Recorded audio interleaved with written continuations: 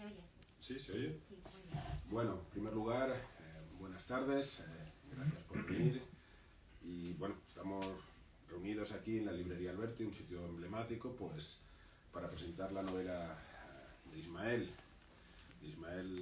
Biurrun, que yo creo que, bueno, es conocido por vosotros, pero bueno, creo que es una de las voces más representativas, pues en este caso del género fantástico, de terror.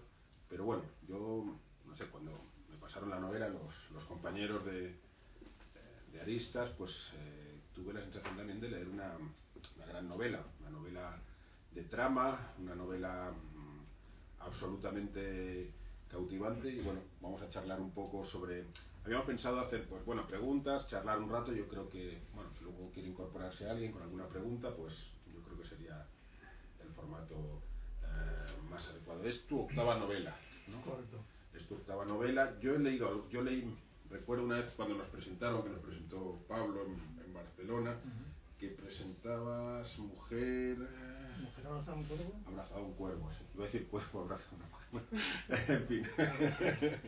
Y recuerdo esa, leí Sigilo también.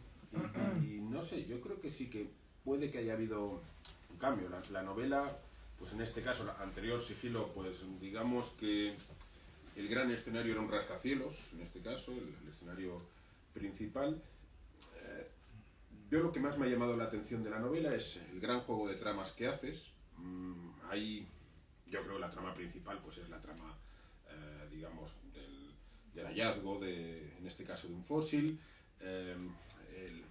Continúa un poco con la búsqueda de este fósil, alguna cosa más, y esta sería un poco la trama principal, un poco esta investigación sobre el objeto, luego la exposición, pero a partir de ahí aparecen subtramas, yo creo, muy fuertes. Todas ellas no son subtramas así accidentales o que aparece un personaje y muestra la trama, sino subtramas realmente muy intensas, en que, bueno, se mezcla la vida personal del protagonista. Yo diría que es Íñigo, Sí. Porque realmente me parece que es el único que está en todas las tramas. O sea, el resto, hay personajes que aparecen y, bueno, pues aparece un poco con su hijo, aparece una trama del pasado, y yo creo que alberga muchas cosas. También es una historia, yo creo, de fantasmas, de lo onírico, y un poco una especie de buceo de la sensación del pasado y un poco también de la culpa, ¿no? Me ha dado la impresión de que había una parte como, se llama Solo perdonan los vivos, el perdón, pero hay algunos personajes que están buscando una especie de redención continua a través de toda la novela. No sé, yo te quería preguntar un poco en función pues de la anterior, de las anteriores, cosas que crees que han cambiado o que has agregado, digamos, a esta nueva novela.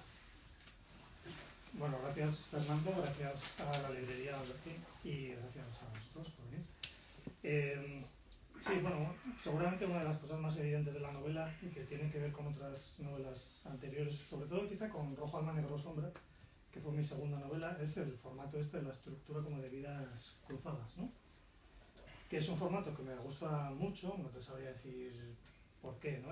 Recuerdo que hubo una moda como en los años 90 de películas que tenían como esta estructura, ¿no? De varios personajes, empezando por la de Robert Altman, ¿no? Sí, Vidas Cruzadas, Magnolia, Crash y Grand Canyon. Había una serie de películas en las que a mí me gustaban mucho, me encantaba ese formato, ¿no? De seguir las peripecias de varios personajes que se van cruzando en escenas clave, digamos, ¿no? Y son películas que en el fondo tratan, precisamente por esa estructura, inevitablemente el tema del destino y del azar. Que al final, por supuesto, eso provoca también que se acaba haciendo transparente un poco la presencia del narrador, ¿no? Porque en definitiva el narrador es el que decide en qué momento los personajes se cruzan y tal, ¿no? Y es una estructura que me gusta mucho y que para esta novela también me interesa mantener porque en el fondo también trata mucho sobre eso, ¿no? Sobre el tema de si las cosas no suceden por motivos y todos azarosos y existe un destino, etc., ¿no? Y en cuanto al elemento este que dices fantasmal y tal, quizás sea mi novela menos fantástica en ese sentido, ¿no? Aunque hay elementos fantásticos porque de alguna forma es como mi lenguaje, ¿no? No me puedo resistir, es algo que para empezar me gusta como lector desde siempre, novelas que incluyen alguna trama, algún elemento sobrenatural o terrorífico, Pero desde luego en esta novela el propósito no era provocar la emoción de terror, por ejemplo, como igual podía ser en otras novelas, sino que de alguna forma, aunque yo he utilizado las herramientas, alguna herramienta fantástica, más que fantástica, onírica o de pesadilla, digamos, aunque también hay algún personaje que atraviesa la novela y que parece ser una presencia, digamos, de naturaleza sobrenatural, un poco indefinida, pero básicamente pretende ser una historia muy realista, ¿no? Muy con los pies apegados en los dramas muy entendibles y reales de los personajes. Entonces, no sé, siempre me planteo por qué incorporo estos elementos fantásticos si realmente no hace falta, ¿no? Porque realmente esta novela podría haberla contado igual sin incluir estos elementos como de pesadilla o esta mirada un poco extraña, esta presencia que sobrevuela toda la novela. Y yo creo que lo hago porque en el fondo creo que cuando introduces un elemento fantástico en cualquier narración, se produce como un cambio en la clave, ¿no? En la clave para el lector, ¿no? Se parece un poco, digamos, al consumo de alucinógenos en un ritual chamánico, por ejemplo, ¿no? Digamos que se trata de ponerle al lector en una especie de estado alterado de conciencia, por decirlo así, en el que de repente ya todo puede pasar, ¿no? Se abre un poco la puerta de lo que cabe esperar en esa novela, y sobre todo me gusta porque conecta de alguna forma con contenidos inconscientes, ¿no? Últimamente estoy leyendo mucho de psicología, por lo que te comentaba antes del ensayo y demás, y una y otra vez, como cada vez veo más claro que el instrumento del género fantástico es el más adecuado para adentrarse en esa zona de los contenidos inconscientes. Entonces la novela realmente trata mucho sobre esas cosas que vuelven desde el pasado y vuelven desde el fondo de la memoria y de la culpa y todo esto que comentaba, ¿no? Entonces, bueno, era un poco el experimentar con estas dos ideas de la estructura coral o en paralelo, vías cruzadas, y mantener los elementos fantásticos. Eso en cuanto a la forma. Luego, si quieres, hablamos un poco también de dónde surge la novela o qué más, un poco más se puede encontrar.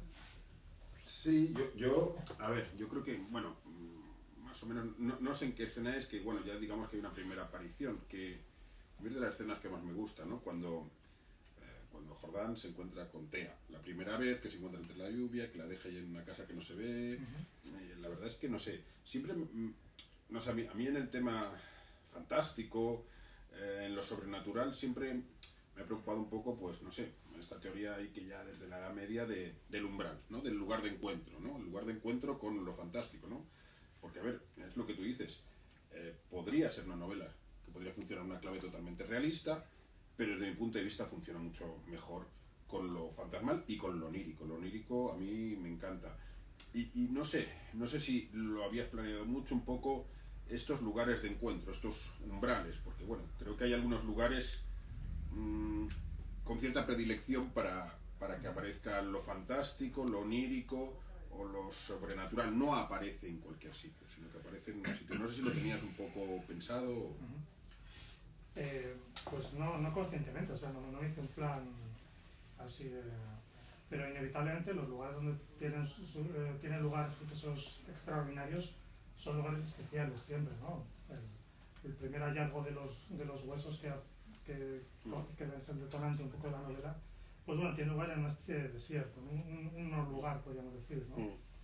Y bueno, sí, es cierto, hay un pantano, hay lugares que parece que representan, como dices tú, no había pensado así tan explícitamente, pero tienes toda la razón, el umbral entre un mundo y otro, ¿no? De alguna forma. Y sí, pero bueno, de cierta forma se trata un poco de eso, ¿no? Sí, a mí, por ejemplo, me gustó, a ver, no sé, normalmente en las novelas, cuando pones presión al personaje, el último grado de presión es cuando el personaje suele tener unos lugares refugio. En este caso, en el personaje principal, Íñigo, podría ser su casa. Cuando ya se ven amenazados en su casa, ¿no? Y a mí, por ejemplo, los encuentros que tiene Íñigo en su casa, los momentos en el hospital en que también, en este caso, pues el niño también se encuentra no con un fantasma, sino con un monstruo. En este caso, yo creo que, no sé, a mí me gustaban, porque en cierta forma también era como avisaba, ¿no? De que iba a haber el encuentro y yo luego también, no sé, hay otros temas que yo creo que no son menores, como puede ser la enfermedad, ¿no? Que aparece. Hemos hablado del perdón, y yo creo que tiene una fuerza muy, muy, muy grande, en este caso, el pasado. Hay una novela que está ocurriendo en el presente, pero hay otra parte de la novela que está ocurriendo, o se ha desarrollado en el pasado y se junta. Yo, para mí, una de las preguntas que más pensé cuando estaba leyendo la novela es cómo organizaste todo, ¿no? Porque, a ver, me parece una novela extraordinaria, una trama extraordinaria, una mezcla de tramas fantástica. Bueno, me interesaría saber un poco cómo trabajaste esta forma de mezclar las tramas, si las preparaste un poco por separado, escribiste, digamos, de tirón y las ibas poniendo, no sé.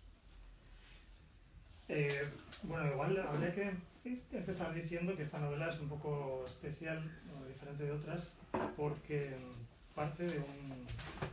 O sea, el origen de escribir esta novela, la motivación un poco personal, está realmente en un recuerdo personal, ¿no? Que es se explica realmente en una nota del autor que está al final del libro, porque me interesaba que la gente lo lea como una obra de ficción, porque es una obra de ficción, ¿no? Pero bueno, ahora ya que estamos en confianza, puedo explicar un poco más que realmente el origen de la motivación para escribir una novela, porque un tema aquí importante es que cuando te pones a escribir una novela, tú sabes que te planteas ante un reto de que te va a durar varios años, que te va a requerir muchísima energía, muchísimo tiempo, ¿no? Entonces, como que uno tiene que buscar una fuente de energía emocional, digamos, para todo lo que tienes por delante, ¿no? Y entonces, eso tiene que ver con lo que decía Chuck Palahniuk, por ejemplo, de que uno tiene que escribir sobre las cosas que le cabrean o que le disgustan, ¿no? Porque que te muevan un poco, ¿no?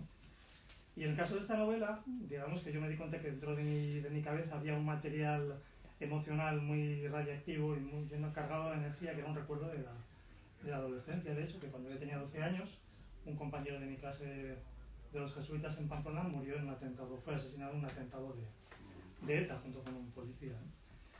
Y claro, esto fue evidentemente un acontecimiento bastante disruptivo, digamos, en la vida de cualquier adolescente, aunque como sucede en el libro, aunque digamos que como hacemos siempre los escritores, nos escondemos detrás de las máscaras o los disfraces de los personajes, de manera que la novela ni soy yo, ni ese mismo chico, está todo cambiado, digamos, pero de alguna forma sí que soy yo, ¿no? Entonces me interesaba utilizar ese material emocional, que siempre en el fondo había tenido la necesidad de escribir, pero nunca había encontrado la manera de hacerlo, y hacerlo usando el lenguaje que yo utilizo habitualmente, que es el del thriller fantástico, digamos. Y ahí está un poco el origen de este recuerdo, que digamos en la novela se metaforiza de una forma muy clara en el fósil, ¿no? En el hallazgo de un fósil, algo que se rescata desde el fondo de la roca y que debe ser traído a lo consciente, debe ser procesado, debe ser asimilado, ¿no? Ese es como el origen un poco personal de la novela.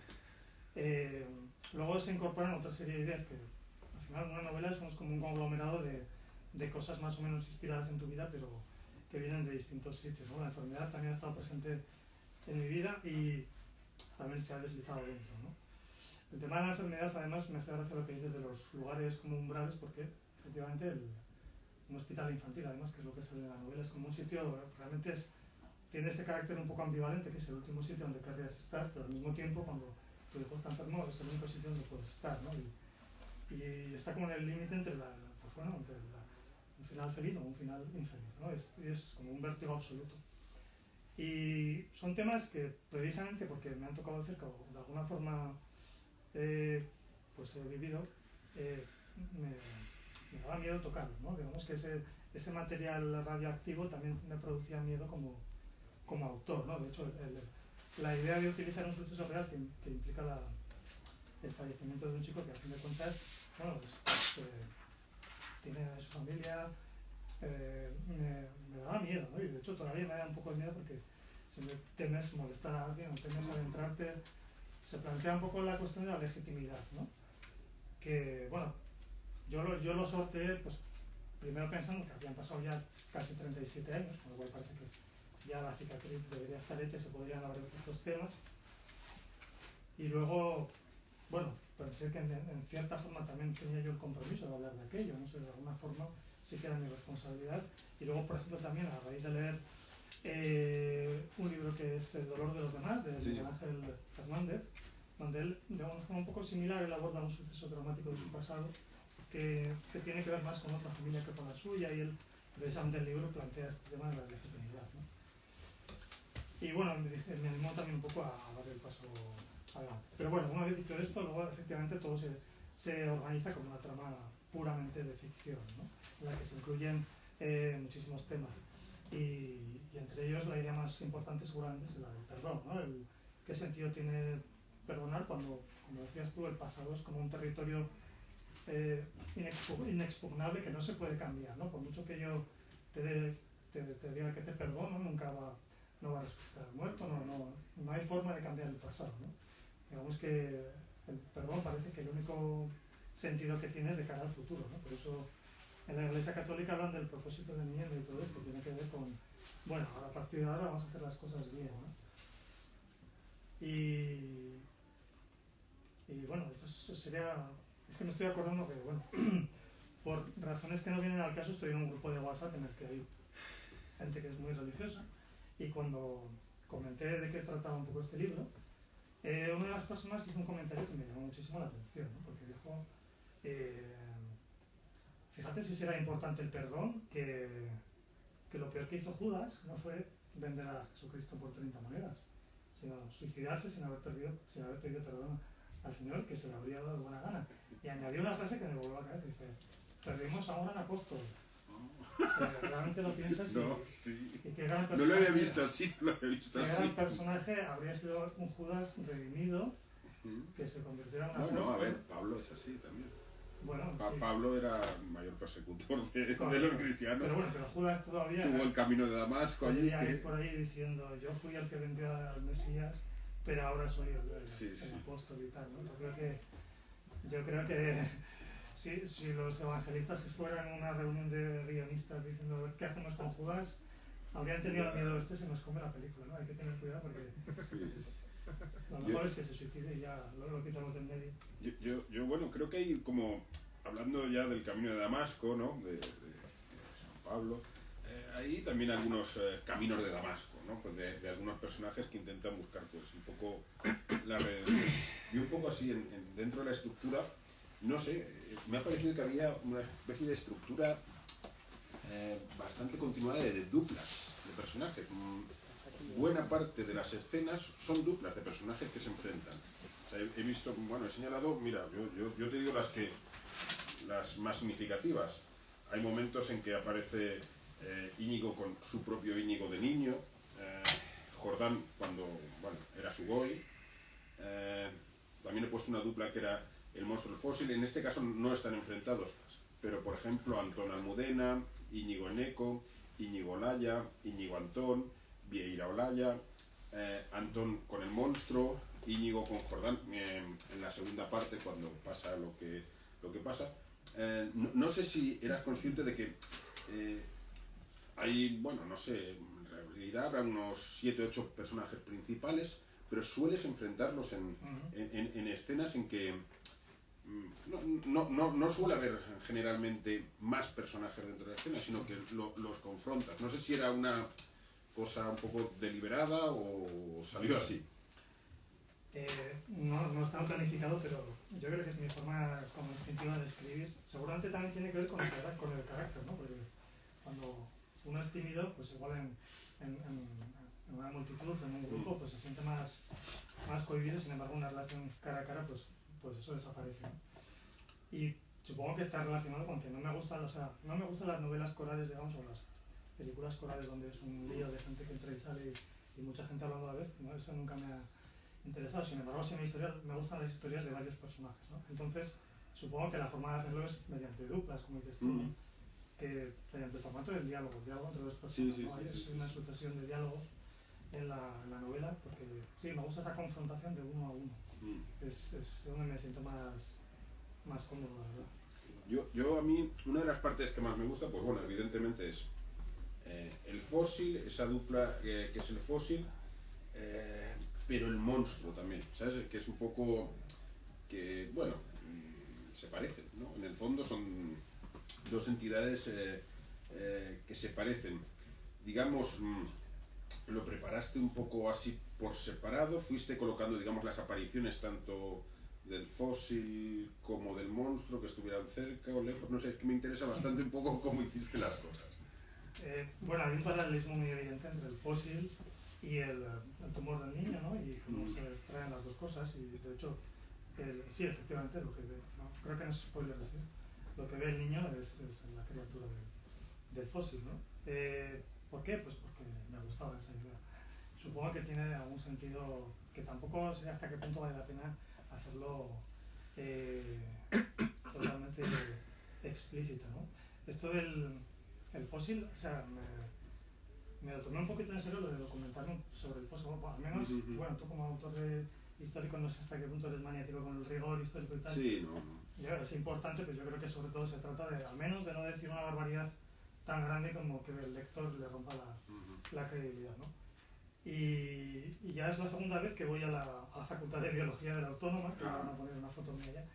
Voy a hablar con un entomólogo primero sobre las langostas para invasiones, y ahora he vuelto ahí para hablar con un paleontólogo acerca de fósiles.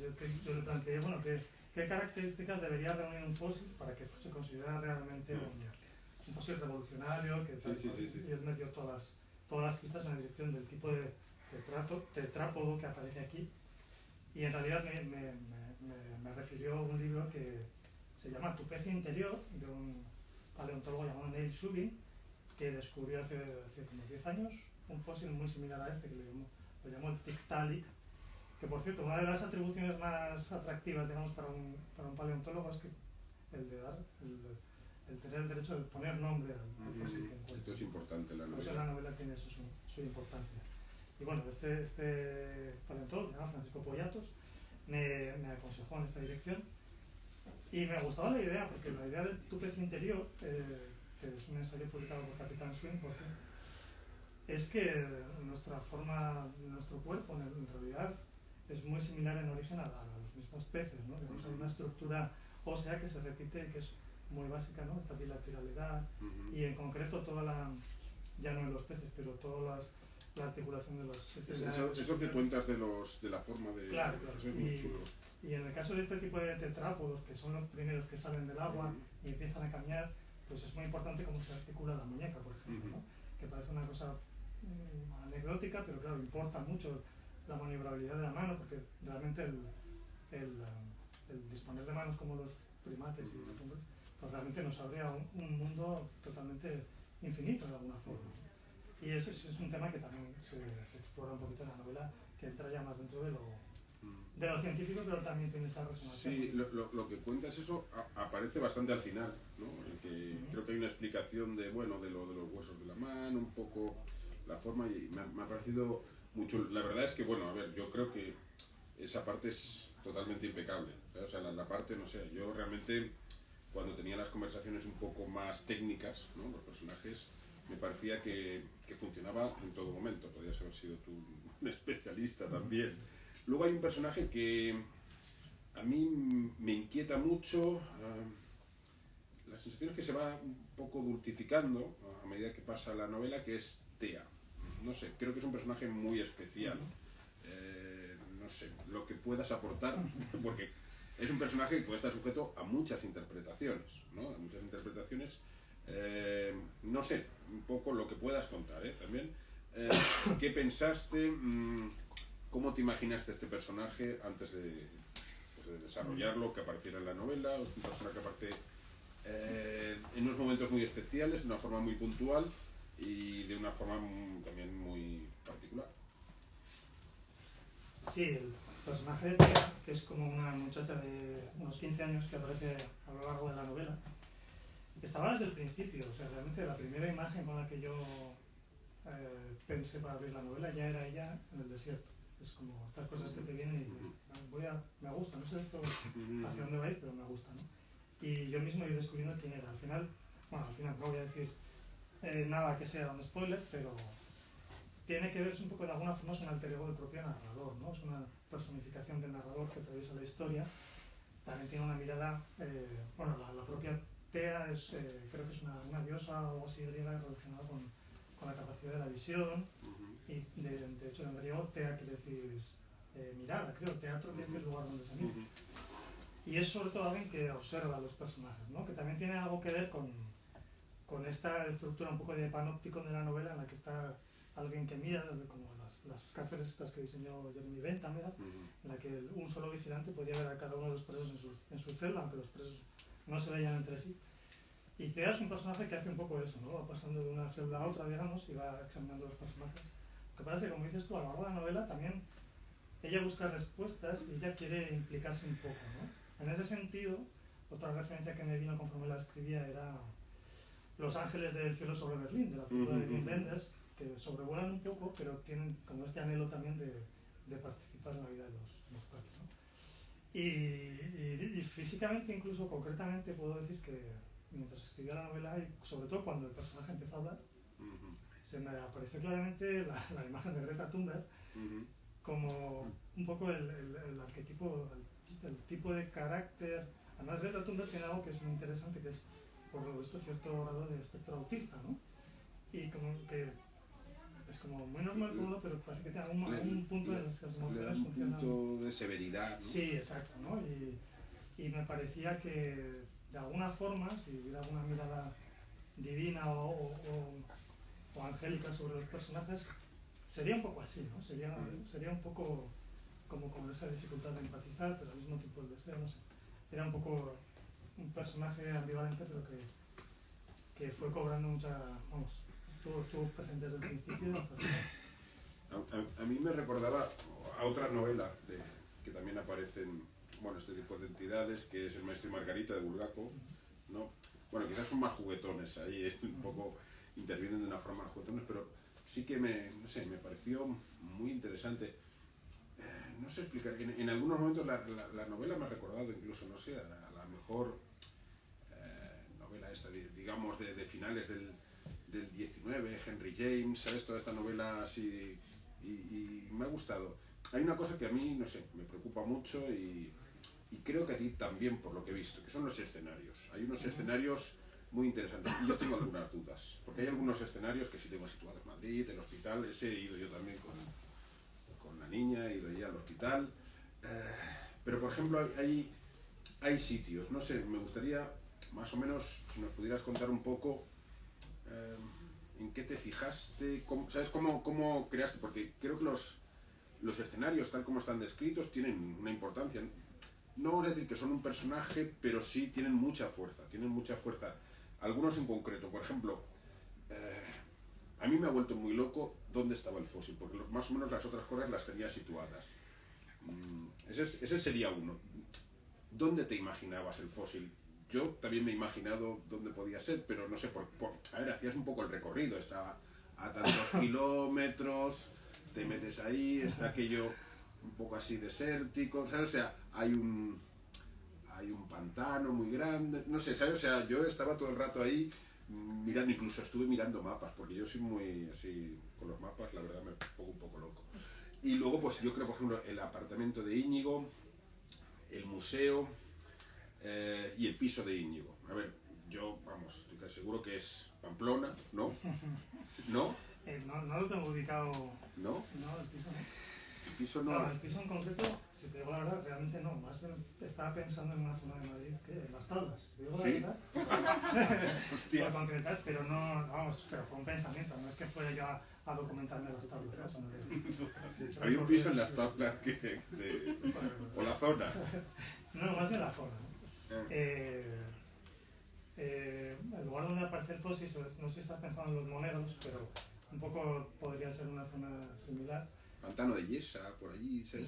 Bueno, quizá más desértico. ¿Sí? Sí, un poco más planicie, quizás. Yo lo tiraba más para lo desértico, tipo Moneros o tipo... Sí. Las Bardenas Reales, claro, por las allí. Bardenas sería un sitio muy claro, ¿no? Pero bueno, tampoco me quería precisarlo mucho, porque evidentemente si lo precisas mucho, pues te viene un experto en estratos de la Tierra y te dice, ahí no hay devónico, ¿no? El devónico. Pero bueno, esto incluso lo miré donde podía haber afloramientos del devónico y no es descabellado. O sea, es casi imposible encontrar un fósil de las características tan entero como aparece aquí, pero del devónico se podrían encontrar cositas, ¿no? Bueno, Luego de los escenarios, realmente el único que tiene un significado un poco importante, que es el del museo, que está muy inspirado en el Cosmo Caixa de Alcobendas, por concretarlo, aunque hace tiempo que no voy y sé que ha cambiado. A mí me ha recordado también un poco al Cosmo, al de Barcelona. Ese no. Sí, no, pero debe tener una estructura bastante parecida. Pero bueno, a nivel simbólico también, el personaje trabaja allí, es director de ese tipo de museo, un poco degradado, casi convertido en una especie de entretenimiento para escolares. Pero no deja de ser un museo donde se exponen cosas y se etiquetan cosas, ¿no? Entonces me parecía que, sí, no sé si esto, no creo que esto se hace un spoiler, ¿no? Digamos que la idea de llevar un fósil, sacarlo del subsuelo un poco inconsciente que decíamos, ¿sí? Es como traerlo al consciente que supone el edificio del museo, de que es un lugar donde se nombran las cosas, se etiquetan y se exponen. Era un poco el viaje deseado, ¿no? Lo que pasa es que, como vemos en la novela, las cosas no terminan de funcionar bien, ¿no? Hay algo, hay una especie de mecanismo fallido en el perdón que pide el personaje, en cómo quiere pagar su deuda, en cómo el propio Íñigo cree que eso puede solucionarse, y al final no, al final digamos que luego se ve que hay un segundo nivel de búsqueda del propio dolor, ¿no? Otro de los escenarios que no sé, sobre todo, bueno, la primera parte tiene bastante peso y en algún momento también en la segunda, es la casa de Jordán, de la persona que encuentra la Ruth. A ver, supongo que cada uno cuando lee pues hace su viaje, ¿no? Y yo no podía... Bueno, esto son cosas mías, ¿eh? Yo cuando aparece, pues en este caso la roulotte esa ahí, no sé si habéis visto una serie, This Is Us. Un poquito. Bueno, pues el tío de uno de ellos vive en una roulotte así y no podía sacarme de la cabeza la imagen de la roulotte esa de This Is Us. No sé, esa roulotte tan ordenada, tan meticulosa, ¿qué tenías también en la cabeza? No sé, son cosas que... Bueno, no está inspirado directamente en nada, más bien en las típicas casetas de los hortelanos que tienen su parcela y una caseta más o menos habilitada para hacer vida, y en este caso la caseta es una mini... Te podría decir concretamente qué mini caravana es, pero creo que ya has llegado a un nivel de concreción, porque es una en concreto que está cerca de mi casa, ¿vale? Pero da igual. Al final había algo. Sí, al final había algo. Todo es un picoteando por ahí. Pero bueno, la caravana y cómo está ordenada por dentro, pues viene a representar un poco también la propia cabeza del personaje, ¿no? Que, bueno, este personaje, que es un exterrorista a fin de cuentas, y tenía yo también un poco el temor al escribir la novela, ¿no? Bueno, entrarme en la mente de un exterrorista, digo, ¿cómo voy a hacerlo? En el fondo es muy atractivo, o sea, como espectadores y como lectores nos encantan los villanos, nos encantan los personajes con este lado oscuro, son como muy atractivos, ¿no? Y sobre todo la idea de redención que decíamos antes, ¿no? Como es como un poco el viaje del antihéroe que podía hacer Judas, por ejemplo, si no se hubiera suicidado, de cometer como el crimen más atroz que se pueda y luego salir de ahí, ¿no? Luego ser perdonado. Eso por algún motivo nos fascina, ¿no? Las historias de redención siempre nos han gustado. Pero claro, requiere meterse en la mente de un asesino y en concreto, si lo aplico a mis recuerdos personales de alguien que hizo algo realmente doloroso para mí, para su familia, para la gente que me rodeaba, ¿no? Y entonces te planteas, si me meto en su mente, inevitablemente voy a tener que comprenderlo, ¿no? Si lo comprendo, ya doy un paso más hacia justificar o en lo que hizo, ¿no? Entonces te tienes que mantener en ese límite entre entender unas emociones, entender un comportamiento, hacer creíble al personaje, ¿no? Porque en el fondo se trata, si escribes con honestidad, de que los personajes deben ser creíbles, ¿no? Por eso también yo creo que escribir ficción es como uno de los mejores antídotos para la ideología, digamos, ¿no? Te obliga a ponerte en la mente de personas que piensan distinto a ti y si eres honesto y eres un buen escritor, no tienes más remedio que comprenderlos, ¿no? Y tenía miedo, pero bueno, la verdad es que al final fue pues bastante también iluminador para mí meterme en la cabeza de alguien tan oscuro, ¿no? Bueno, yo creo que el retrato que haces del personaje, a ver, es un personaje que es bastante hermético, ¿no? Es un personaje que, bueno, ha decidido separarse un poco de la sociedad, que lee sus libros de historia, que está un poquito al margen. Bueno, quizás es mucho más abyecto el personaje, digamos, que el que retratas en el pasado, Sugoi, ¿no? Que sí que es, pues, bueno, un asesino. Hay otra cosa que me ha llamado la atención y me ha gustado mucho, que es, bueno, en este caso, el niño, Antón, en el hospital, pues va recreando, va construyendo una especie de libro de las pesadillas, con el que, bueno, me parece bastante en la trama, no sé, me parece una idea muy original, me parece una idea muy chula, en donde se mezcla un poco lo onírico, se mezclan las realidades, yo creo que se mezclan un poco los miedos, no sé, ¿qué idea tenías a la hora de crear y cómo has utilizado este referente? Sí, bueno, la novela, el chico este de 8 años está enfermo y tiene una serie de alucinaciones y lo que hace es escribir, dibujar en un cuaderno las criaturas y las apariciones que tiene, ¿no? Y bueno, yo creo que tiene un sentido muy evidente en el momento en que tú pones sobre el papel, en el fondo lo mismo que hacemos los escritores o yo mismo al hablar de este tema en forma de novela, ¿no? En el momento en que tú lo representas, de una forma simbólica, dibujado tal, de alguna forma empiezas a dominarlo, ¿no? Y es el niño lo que busca, él busca dominar un poco eso que ve y que le da tanto miedo mediante los dibujos. Por eso luego, al final llega un momento en que el niño ya no necesita el cuaderno. Sí, luego hay otro personaje que a mí me gusta especialmente, digamos que dentro de los personajes principales, de hecho sería uno de los más secundarios, que es Vieira, ¿no? Y en este caso, bueno, hoy como celebramos, no sé, pues el centenario del nacimiento de Pasolini, que era uno de los, no voy a decir detractores, pero bueno, uno de las personas más decepcionadas por el papel de la televisión, no sé si un poco Vieira representa este papel de la televisión. ¿Cómo metiste, digamos, el personaje? Porque, a ver, tiene un papel menor, pero luego tiene una hija que no creo que tenga un papel tan menor, que sería, no sé si es así, pero bueno, una especie de espejo en el que a veces se ve reflejado Antón, porque juegas bastante con la dupla de ellos. ¿Cómo pensaste este personaje? ¿Cómo lo armaste? Y bueno, ¿cómo llevaste un poco el carácter? Porque va cambiando evidentemente este personaje desde el inicio, cuando se nos presenta, un poco a las etapas finales.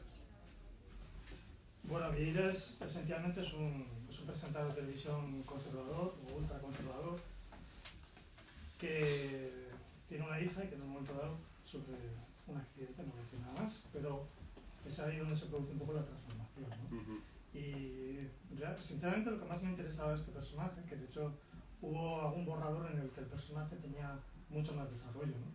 Pero luego me di cuenta que realmente lo interesante de este personaje era este aspecto de cómo se rompía por completo toda su fe. De hecho, la pérdida de la fe también es como otro de los temas muy presentes en la novela, ¿no? Y este personaje aparentemente no pierde la fe, ¿no?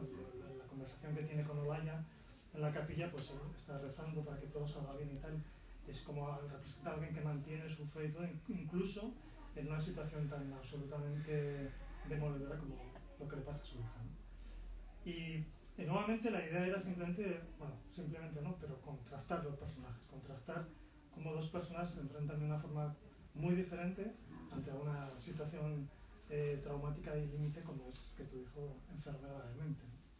Esa es la función fundamental del personaje. Sí, yo luego, por último, no sé, evidentemente estaría un poco, a mí hay una cosa que me ha sorprendido y me ha gustado, porque normalmente, bueno, digamos que en las primeras escenas o en los primeros capítulos muestras ya casi todos los personajes que mantienes hasta el final. Muchas veces, no sé, se aporta clímax o se revitaliza. No sé, a mí me ha gustado mucho la capacidad que tiene la novela de aguantar los personajes manteniendo, y luego también, bueno, hay algunos puntos de giro bastante fuertes. ¿Cómo pensaste los puntos de giro? ¿Cómo colocarlos? ¿Cómo ir alimentando un poco pues este tipo de cambios que tiene que haber en la novela para mantener el interés? ¿Los tenías programados? ¿Te llevó un poco allí la propia inercia de la novela? ¿O venía un poco preparado algunos puntos de giro fuertes que hay en la novela, evidentemente?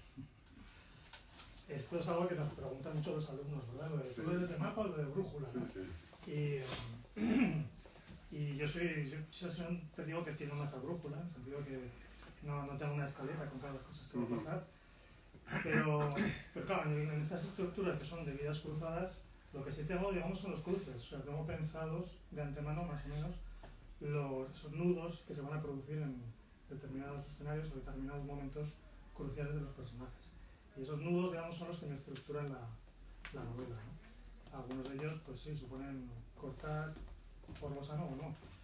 Pero realmente, cuando empiezo a escribir, realmente no sé incluso si un personaje va a llegar vivo hasta el final.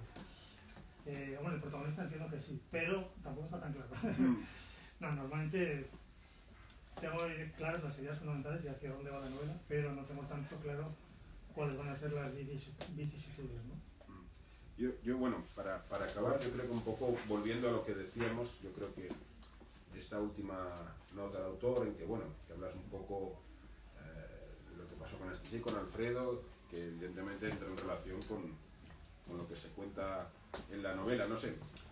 Me da la impresión de que era un proyecto que seguramente tenías ahí con un tipo de peso emocional, ¿no? desde hace tiempo, no sé, ¿cómo has llevado la idea, digamos, antes de ponerte a escribir? ¿Cómo se ha ido tejiendo la idea? Porque me da la impresión, sobre todo cuando leí la nota del autor, me dio la impresión que tenía que ser un tipo de historia de estas que, bueno, que tienes un poco pegada ahí hace tiempo y que poco a poco, cuando, digamos, surge el germen un poco de reflejar eso.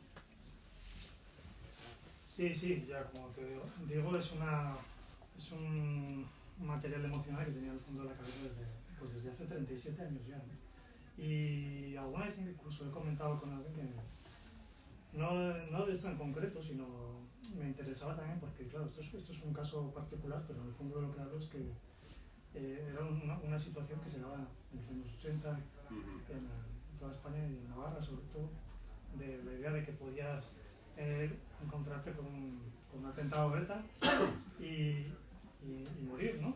Y de alguna forma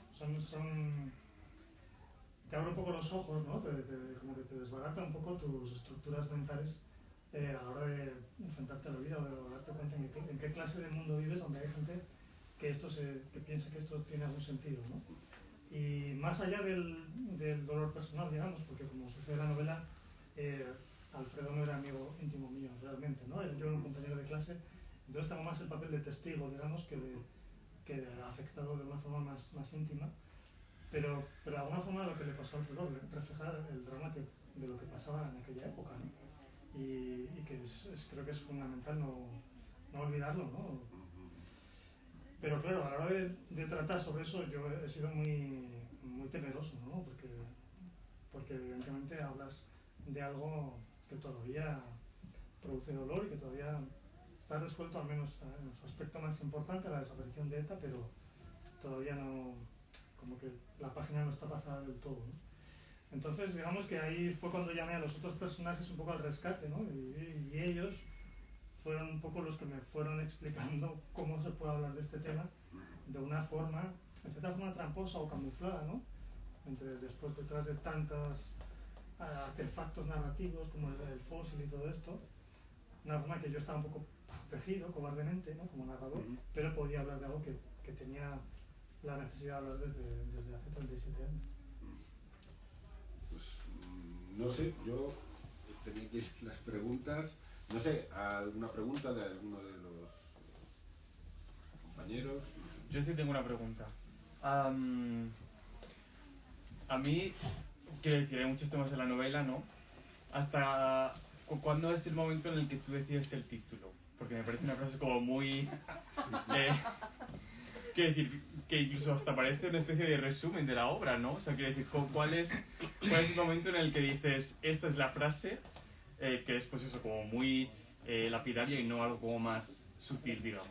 Porque ¿haces una lección, haces la editorial o cómo ha funcionado el tema? Bueno, a ver, realmente yo tenía otro título para la novela, tenía varios títulos a lo largo del proceso de escritura, pero finalmente con los editores nos dimos cuenta de que es que suelo poner unos títulos bastante raros a veces a mis novelas, si te has dado cuenta.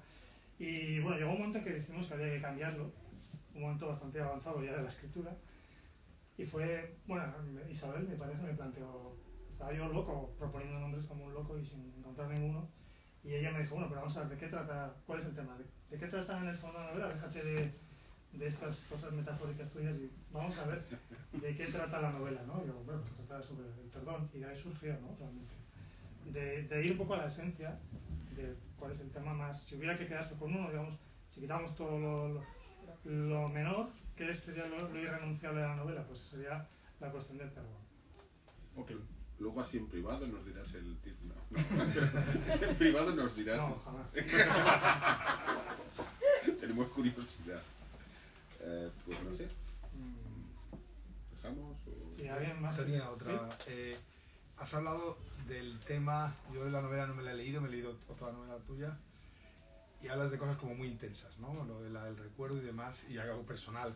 ¿Cómo manejas el pudor de tratar algo que está muy cerca? Y a veces cómo evitas el regodeo, incluso en esas sensaciones. ¿Cómo gestionas eso? Me interesa muchísimo. Pues se gestiona mal porque duele, sigue doliendo. O sea, yo cuando tengo que escribir determinadas escenas de esta novela, por ejemplo, hay un momento en que la única escena que es literalmente tal cual sucedió en la realidad, en la que yo me identifico con Íñigo, es el momento en que el personaje, cuando es adolescente, se levanta un día para desayunar, va a la cocina y sus padres no saben si enseñarle o no enseñarle el periódico, donde en la primera página aparece la fotografía de su compañero de clase destrozado. Y para escribir la novela yo he buscado esa foto, me parecía que era necesario enfrentarme con ella otra vez y es muy duro, la verdad es que digo, yo no puedo, a la hora de describir eso, por ejemplo, si me regodeo sería horrible, ¿no? ¿Cómo lo manejas con con tu percepción de que va a haber gente que ha vivido